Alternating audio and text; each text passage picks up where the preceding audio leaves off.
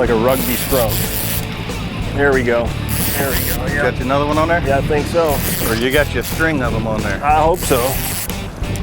Sure is a lot of work bringing them up this far. You're only bringing him up 235 feet. Hey, you know, some people go to the gym, we come out here. There he is. Oh, baby. And you're doing it on the lighter stuff. Oh, a little drag going. Might have me a stringer of them here. I hope so. This is where I start saying, please stay on, please stay on. Don't fall off. Is there any big hammerheads or anything down here to the lake? I'm sure there's big AJs that would love to grab one of these and eat it, and there's always sharks and kudas. Those are the menaces on these deeper wrecks, are the kudas. Get up here, fish. So that blue rod didn't scare him away? I think I got two. You got two on the chicken rig. Dose? Show you what these chicken rigs look like right here in a second. I think I got me. You got a double? I got a double. I got me a double. No, just a single, big single. That's all right. That's a, oh wow, look at the size of that vermilion. That's a good vermilion, huh? That is a very, very big one, and I'll show you the difference here in a second. All right, let me go ahead and pull those in. Let me show everybody out there what we're catching today. That is a Vermilion snapper. And how many different snappers you got out here, George? Oh man, there's a wide variety, but these guys start out in like maybe 170, 180 feet of water where you start finding them, and they'll work their way out to 400 or 500 feet. We're fishing at about 235 feet of water right now. We're off Key Largo. Got my old buddy Capt George Clark with us, and we're catching snapper today. A bunch of different ways. We're going to target a few different type of snapper. Try to teach you guys, how to come out here and catch you some dinner on a nice day. What we'll do is we'll maybe catch some on the chicken rigs, and then if we want to go to like a single bait rig, we might be able to catch a mutton snapper, or maybe a genuine red, or some different type of species. So a lot of people will confuse this one for a red snapper, wouldn't they? I think they would. Yeah, if they don't know. But this is a really good size vermilion because they are smaller species. They're like maybe a pound to 2 pounds, 3 pounds. And once they get up to like maybe 3.5, 4 pounds, 5 pounds, that's considered a really nice one. So. Well, nice. Snapper is on the menu tonight and today. Y'all stay tuned. We're gonna be right back with some more addictive fishing. Yeah. Right off of Key Largo here. Let's go then. There he is. That's nice. Feels like a good one. That feels like a real good one.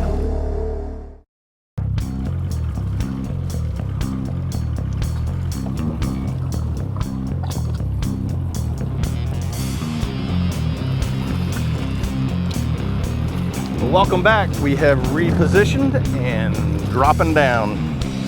You know, I wish it would get down there a whole lot quicker. And up quicker. And up quicker. So with those chicken rigs, you only put on 3 hooks, you put on 4 or 5, or how many do you usually put on? I think it's at your own discretion. How many do you want to pull up? How much do you want to pull up? Because you know, if you're on fish, you're going to end up hooking, however many hooks you have, you're probably going to hook that many fish on occasion. Yeah. So we try to keep it simple, and you know, these rigs here, we're just putting 3 down on a little bit lighter stuff, but guys will do 5, 6, and like I said, when you're fishing 235 feet of water, you don't want to have to, you don't want to put one piece of bait down. You want to make sure you got 3 or 4 or so.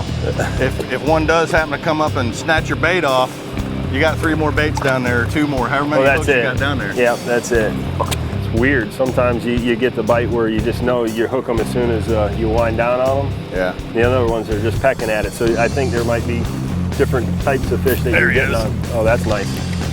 That's nice. Feels like a good one. That feels like a real good one. Ooh, you might have to.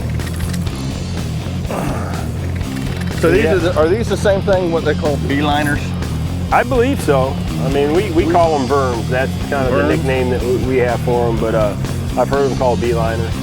We were saying that when we were idling up here, you told me beeliners. Now, I've caught beeliners before out in Louisiana, but I didn't know that they were the same thing as what we're catching here. I'm pretty sure. I should be getting some color here sometime soon. I think they cleaned my clock. Did they? Yeah, I think they got lost all 4 pieces of your bait. Now you got to reel it all the way back up. Oh. I need to invite somebody along just to wind it up for me. Thought you were going to bring the deck can to do that. Oh, ain't got no bait anymore. Here, wind reel that up, boy. It's like just a single. Woo! going to eat tonight, and I think it's going to be me. What's the size limit on these, George? 12 inches. 12? Yeah. So that's a perfect size eating vermilion right there. Well, I got 2 baits left, and he landed in the boat. You know, and if you're zeroing out in other places and you didn't do much, you can come here and you know, catch a dozen of these fish to take home for dinner, and you become a hero for the day. So, I mean, that's why we don't beat these spots up too much. And just little tiny wrecks everywhere. Now, what he means by little tiny wrecks, what we're having to do here is the current out here is so strong right now, we're having to get way up above the wreck and drift back over. Go way up above the wreck, and you're able to drop 1 or 2 times on the wreck. Let me show you on the depth finder what I'm talking about here. Now, right here on this hummingbird, if you see what we're doing here, and these 2 spots right here is where the wreck is. And what we're doing, we're dropping our lines in here, and as soon as we get on the bottom with our rigs, we're usually right over top of these spots here, which is the hot spot, and then we just keep on drifting on out until we stop getting bites, crank it back up, come back over. And all we're doing is drifting over it like old school. You ready to reposition, go get in a couple more snappers? Yeah, I got a few more in me. You? Oh, yeah. All right, let's go. 235-foot reels up? Yeah, I can do this all day. All day long. Oh, yeah. Stay tuned. We're going to be right back with some more addictive fishing. Let's go then. There he is. Oh, I thought that was a little teeny tiny fish. And then all of a sudden, boom, it sure gets the drag.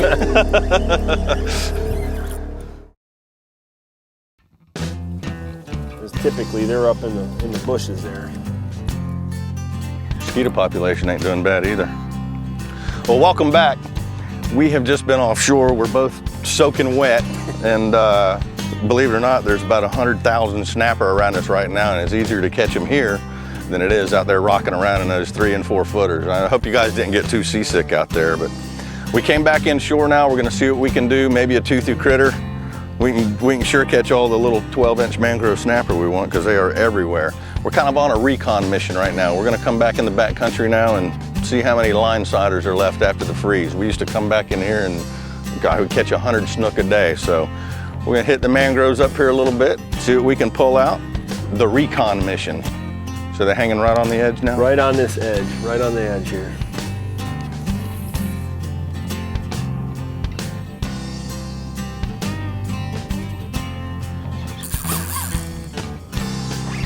What you got there?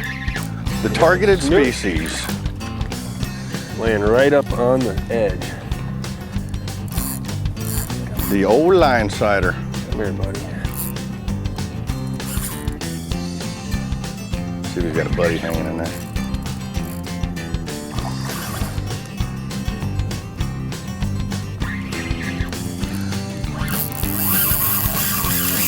Whoa, there he goes. Turning sideways in that current. Yeah. I'll put the spot lock on, hold us right here. How's your snook population after the freeze down here? I'll tell you, we're still trying to figure that out. It was pretty devastating this winter. He's about ready. Yeah, our snook population, dude, I think it got hammered pretty hard. I think every snook in Mosquito Lagoon about this size probably got killed. If they were living near a power plant, they survived up in my neck of the woods, but you know, if they didn't have that protection of the power plant, these guys here, get him back in the water here. I'm gonna tell you a little bit of what we're doing with snook this year. Well, you know, that was the problem down here. We got all shallow water everywhere. Those fish, they didn't have anywhere to go. Yeah, you really want to take care of the snook right now. I don't foresee them opening up here anytime soon, I don't think, because there was just so many snook that got killed this year. You know, I'd plead with everybody to keep it closed just till we get a gauge on how many fish are around, because we're not knowing that yet. Oh, I know. Well, my producer came, I don't know if you've been following the website or not, but my producer came up with this deal called Project Snook. We're working with Moat Marine right now, trying to do everything we can to put the snook back in the water. They've got a breeding program going on there, and they're studying as hard as they can right now to breed snook. It's been the hardest species that they've tried to, you know, recreate all the natural environment and everything for them to breed. Mm-hmm. And they're actually spawning. We've been down there shooting some film and shooting footage. And y'all check this footage out, because it's from Moat Marine, and I think it's gonna be the future of our snook population here, especially if they open the season back up, because there's really not that many snook left. And while we re-rig, y'all check this footage out from Moat Marine. It's pretty cool. It's a neat deal down there.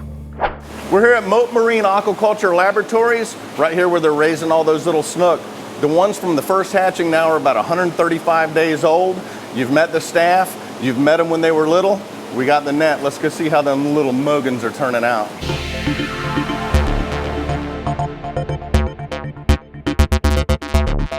Hey Nate, what's going on? Hi Blair, good to see you. Good to see you too. Good to see these little guys. Yeah. Kind of tough to see them down there. It's because of the food we give them. They get pelleted food, and it's a darker colored food. It comes out of this automated dispenser that delivers the food 24 hours a day. Well, let's see what these little dudes look like now. How many you got in this tank anyway? This tank has about 800, I think. About 800 in there. Well, I just got 4 of them. And look at them, they look just like little baby snook. You're going to have crowding behaviors happening. So we want to see how rearing density in the end will affect these fish, because they are being reared for releases into the wild. Yeah, see the mouth, it opens just like a largemouth bass, and he can swallow a fish 90% his own size. So part of the ongoing work here is we separate them physically by size into different size groups, and that way we minimize cannibalism. That shows where some of y'all's money goes that you're donating to the Project Snook. Here's the result right here. Appreciate it, guys. Every dollar that comes into this project goes directly into supporting the research. Everything from buying the food to feed the animals in captivity, to buying key pieces of equipment to allow us to better understand their biology. Come on, little line sider. Hopefully the cold didn't get them all. How'd you like to be out there on Almirada Hump right now? No. I think it was a good call coming in. Yeah. Well, welcome back. What we're doing here, we're back up in Florida Bay, and we're just jumping from spot to spot to spot that he spent many, many hours back in here finding. So we're just trying to see some snook. It ain't looking good. Fish. Oh, nice fish. That's him. There he is. God, I thought that was a little teeny tiny fish. And then all of a sudden, boom, I started getting some drag.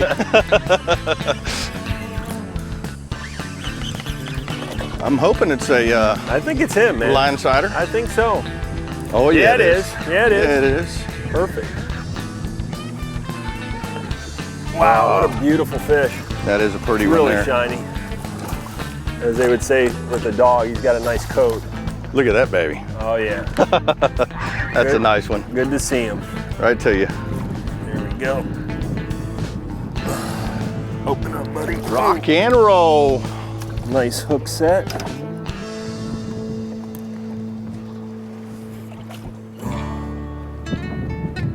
Nice fish. Beautiful. Nice little snook. All unhooked. What a beautiful little line sider. How silvery he is. I just love it. You gotta love a snook. Hello, baby. Get back in there. Let you suck on my thumb here a little bit. A nice little water flow going through his gills. Oh, oh. Go on, baby. And there he goes. Now he's gonna go pout for a minute. Maybe they're starting to show up a little bit. I hope so. I think we're throwing another worm and Let's do it. whack another one. Let's do it. Y'all stay tuned. We'll be right back with some more addictive fishing. Let's go then. That's as instant as you put it in there, isn't it? Yeah. Too bad they're all little. All right. You gotta grow up anyway. Well, I'd say little, but look at the belly on that one. On today's Rig It Right segment, I'm going to show you what we were using out there. Using chicken rigs. It's one of the first times I've ever used a chicken rig for snapper. And all a chicken rig is basically multiple hooks tied on to a leader. We have 50-pound test. This is Seagar fluorocarbon, and this is the premier leader. And it helps if you're bouncing around the rocks and the reef down there. It's very, very abrasion resistant, easy to tie knots with. And all we're doing basically is tying a loop into your leader and then tying 3 different hooks on. The hooks we're using today, they're 5-aught sea circles by Laser Sharp. They're circle hooks now too, so if you're out there snapper fishing, when you start feeling them bite it, you just want to start reeling real slow. Have it tied with a uni-to-uni knot, and we're using the fins, and this is the smooth cast fins, and it's absolutely the smoothest braid I've ever used in my life. They put extra strands of Spectra fiber in this, and it absolutely just makes it super round and super smooth. and it really doesn't create a lot of drag when you have a lot of current like we did. Using the 8-foot Signature Series, and this is the Flats Blue 8-footer. And I tell you what, whether I'm in 2 feet or 235 feet, what we were in, this rod here is so versatile. We went inshore, and when we went inshore, all we did, I clipped off the chicken rig and I used one of these 5/0 sea circles inshore snook fishing. And just to talk about snook for a little bit, this past winter in 2010, we had just a major freeze down here, and the snook population took a real bad hit. That's one reason why we got Project Snook going. We're trying to put as many snook back in the water as we can. If you ever get a chance to fish down there with Captain George, definitely get down there. He knows the waters, he grew up down there. Before you head down there though, remember one thing, every season starts right here at Dick's. Rig It Right by Wright and McGill. That current, take it back a little. If the baits would go in there, we'd catch one. It is nice to see that many. Snaps. Yeah, you know, I mean, it's one less fishery to worry about.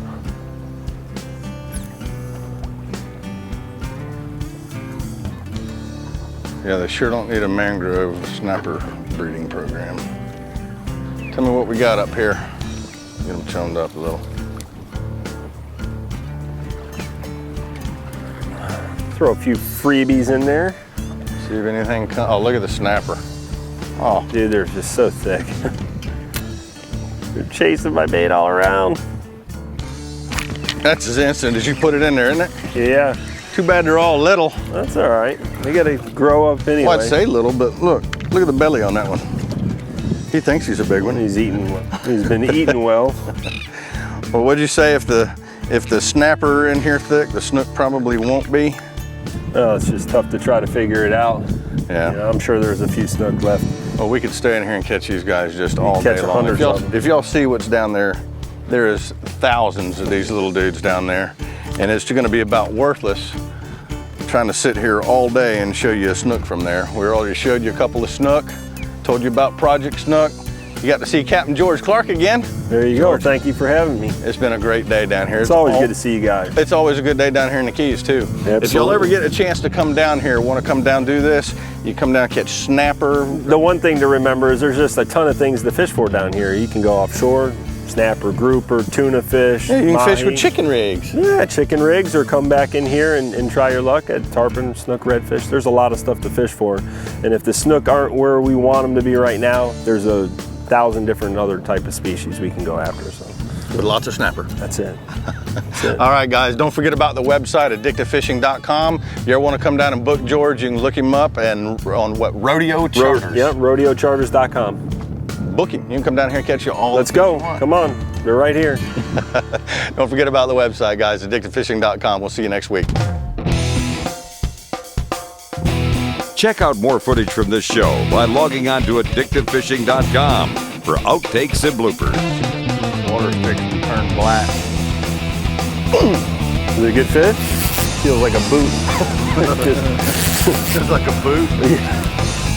Oh, we got him another Vermilion. On today's Rig It Right segment, I just starting it again, didn't I? Segment.